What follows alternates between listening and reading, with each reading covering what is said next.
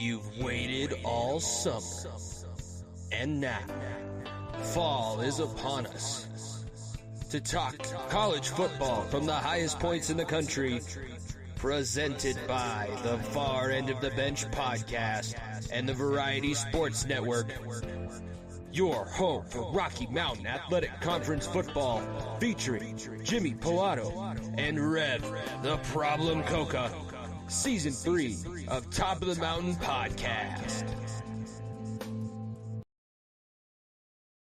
Well, welcome, ladies and gentlemen. Thank you for tuning in to a special, if you want to put that in quotations, I guess, edition of the Top of the Mountain Podcast here, presented by the Variety Sports Network, Far End of the Bench YouTube channel. Very happy that you guys are here, and I'm glad that I remembered to put this together. I almost forgot that this is probably something that we should have a post-game show for, so I apologize I didn't promote that on the show yesterday that you were able to hear. If you are a Western Colorado fan and you're still a little bit shell-shocked like myself, go back, listen to that episode. You'll have a little bit more of the hopeful side of things instead of having to deal with the reality of what we just witnessed, because let's be honest, folks, that is not the way anybody wanted things to go, but are you really all that surprised? Look at the way things started all the way through.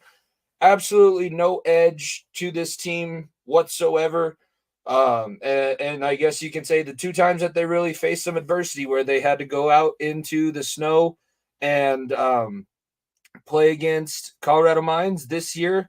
We have another chance. We have the best setup for a playoff win, first playoff win since 1991, and this is the performance that we ended up going out with. Disappointing for the team, I know, disappointing for the fan base. It's more than likely disappointing for the coaching staff, but now it's time to start doling out some blame. So I know that it looks like I'm not paying attention. I'm getting everything posted, trying to get the word out to as many people as possible. If you're joining live right after the Western game, know there's going to be some emotions. If you want a more measured response to what we just had to bear witness to, you should probably wait until this Friday after Thanksgiving. Rev is going to be back on. This is just going to be me. Going to be me, myself, my thoughts that I was writing down during the game. I was taking active notes. I wanted to have good stuff to bring to you all. And it was setting up to be such a great day. It's the first home game in the postseason since 2021. Remember, we hosted Nebraska Kearney at that point and lose on last second, trying to get into the end zone to tie the game. Center flinches, false snap, and that's the way the game ends. Prior to that season, the last time Western has won a home playoff game and now currently still stands as the last team in Western Colorado University history to win a home playoff game is 1991. My father was on that team. This is a bogus. The fact that the program can still rely and sit back on the fact that it's the most successful because of those great teams from the 90s, it's a travesty, because those teams from the 90s would have saw what happened today, what I just put myself through for over the last 3 hours, from noon to 3 o'clock in the afternoon. I cared more than the kids out there on the field. I cared more than the coaching staff. At least that's what it felt like. It felt like they just wanted to keep it close. They never had the confidence in themselves to say that they could step up and take a bigger lead.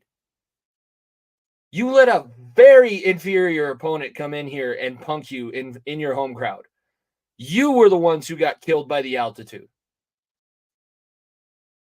It's embarrassing.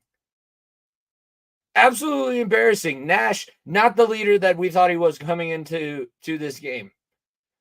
He had 3 good throws to Colangelo. Shout out to Cam Colangelo. He balled out.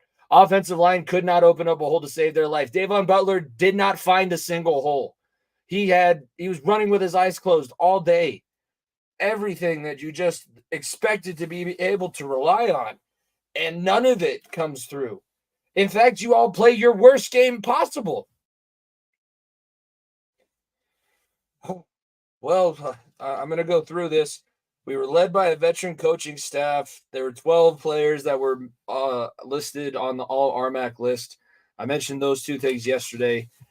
Big energy early. This is just my notes. So this was me as I'm scribbling notes down throughout the game. Big energy early.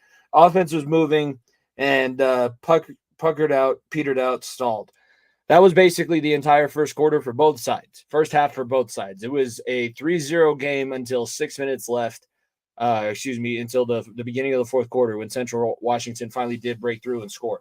But it was a defensive battle back and forth.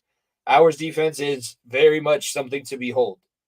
Kendall Lightfoot, if he wasn't, I believe that he was. I mentioned it yesterday. I'd have to go back and listen. But Kendall Lightfoot is a stud. The linebacking core, Wyatt Burr, Kendall Lightfoot, Quinones, the linebackers were where they needed to be. The D-line played very well. +2 in the turnover margin in the first half. You were -1 in the second half. Evened itself out basically. Ernesto Lopez had a big day on the defensive line. The pass rush never really got home, though. Kendall Lightfoot came the closest to any kind of sack, but no registered sacks, only a few different QB hits. If they were going to be going on into the second round of the playoffs, and I'll be honest, even with as piss poor of an effort that Joe McClain, Jazz Baines, and company rolled out there on the offensive side of the football for Western Colorado today, I still had faith. I was still talking about this team as, okay, they're going to figure out a way to get through this. And when we do get through this, we're going to need to shore up something on the interior of the offensive line.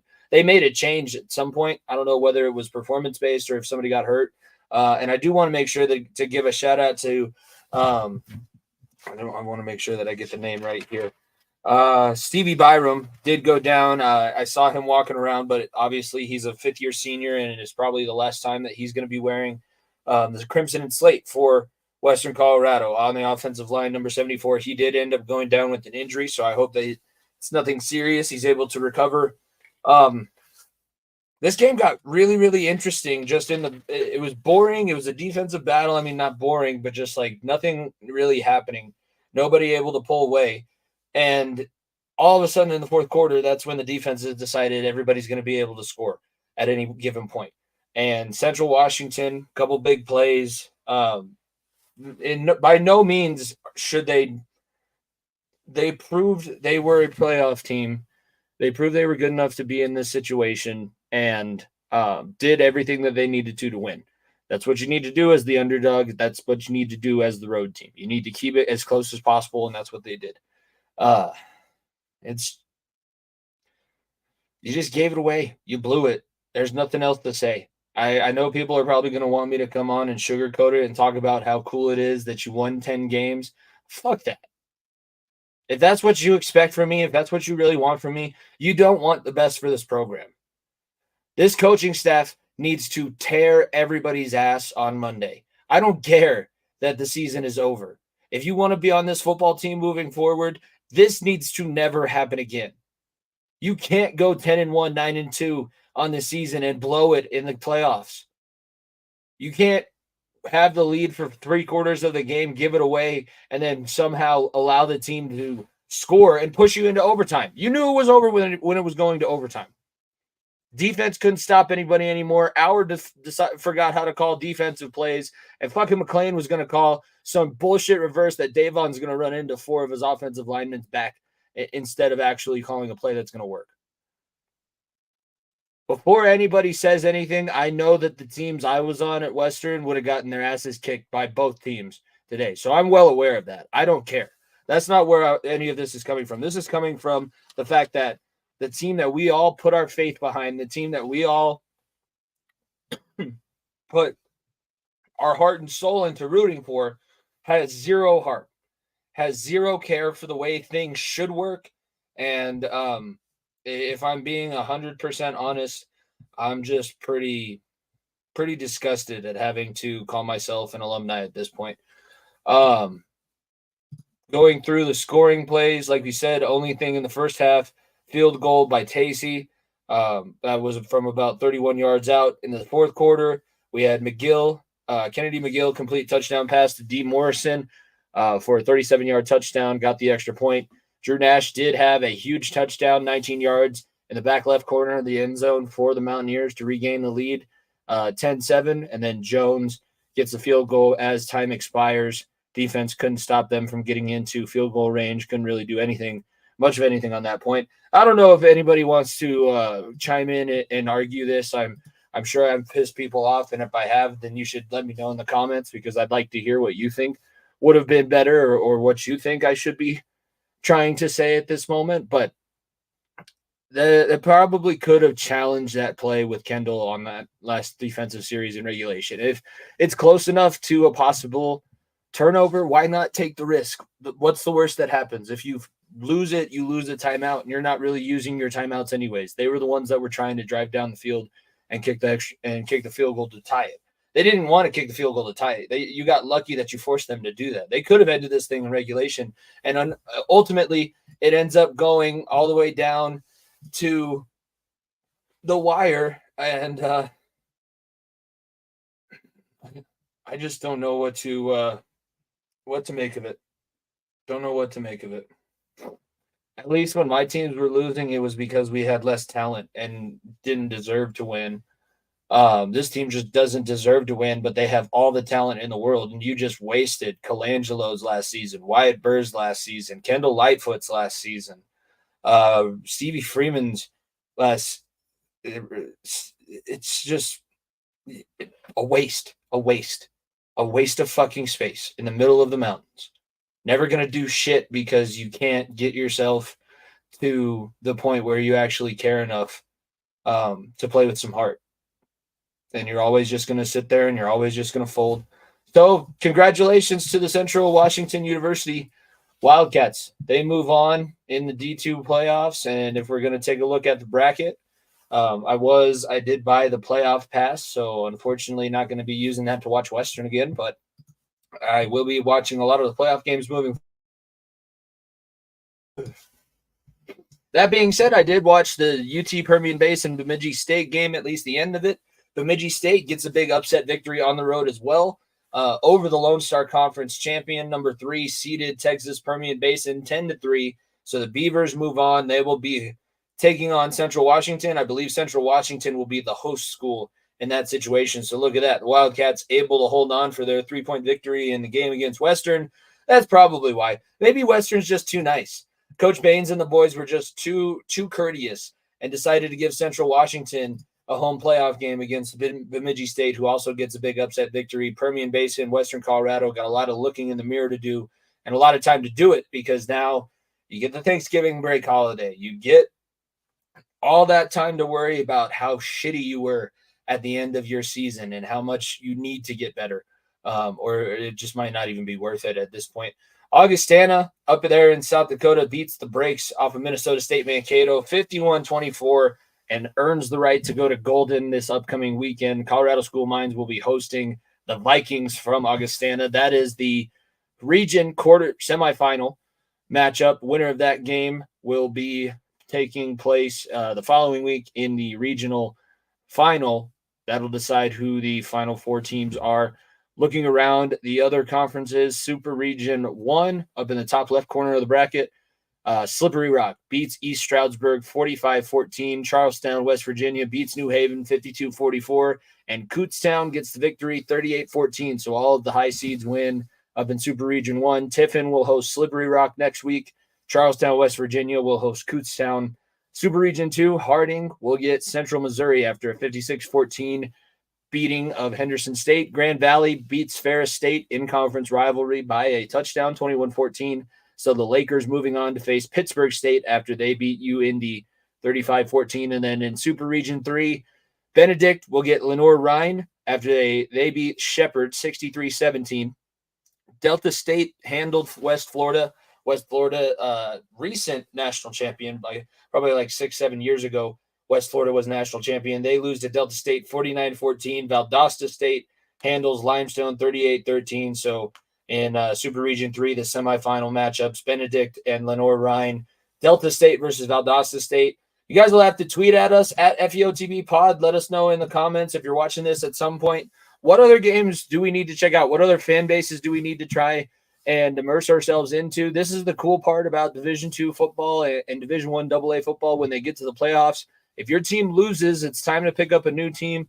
Obviously, since this is an RMAC show, I'm going to continue to follow Colorado School of Mines, and I'm hoping they take us and allow us to continue to do more and more episodes. We're going to get Rev back on next Friday.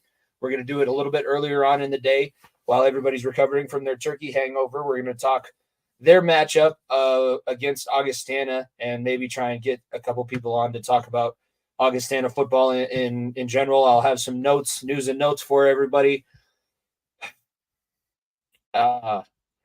This is what happens. This is what's happened for the last 3 years in the RMAC, where you have one school that is taking the next step, and the other schools that end up getting into the playoffs, they either have to eat each other alive, which is what happened to CSU Pueblo last year, where Colorado Mines just beat the brakes off of them in the first round and went on to go to the national championship.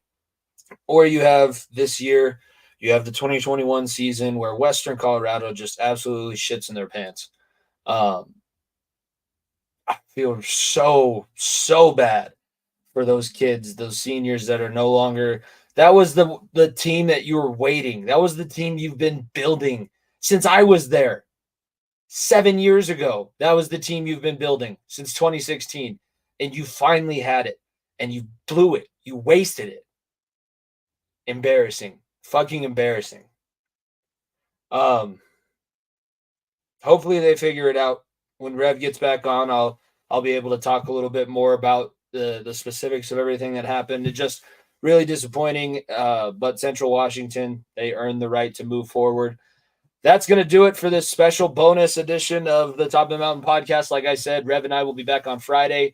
Far End of the Bench will be coming out, dropping Thursday morning, Thanksgiving week. Hopefully everybody enjoys their holiday, and we all go ahead and have a great time trying to get over what we just witnessed. Be sure to follow at FEOTB Pod, subscribe to the YouTube channel, leave a like, comment, 5-star rating, and a review. Tell your friends about the different shows that you can find on this feed, and be sure to check out the Variety Sports Network as well. We love being a part of that show. We love that everybody's here joining us, and that is going to do it for Top of the Mountain playoff edition. Thank you guys for tuning in. For myself, Jimmy Pilato, I will see you guys next week on the Far End of the Bench.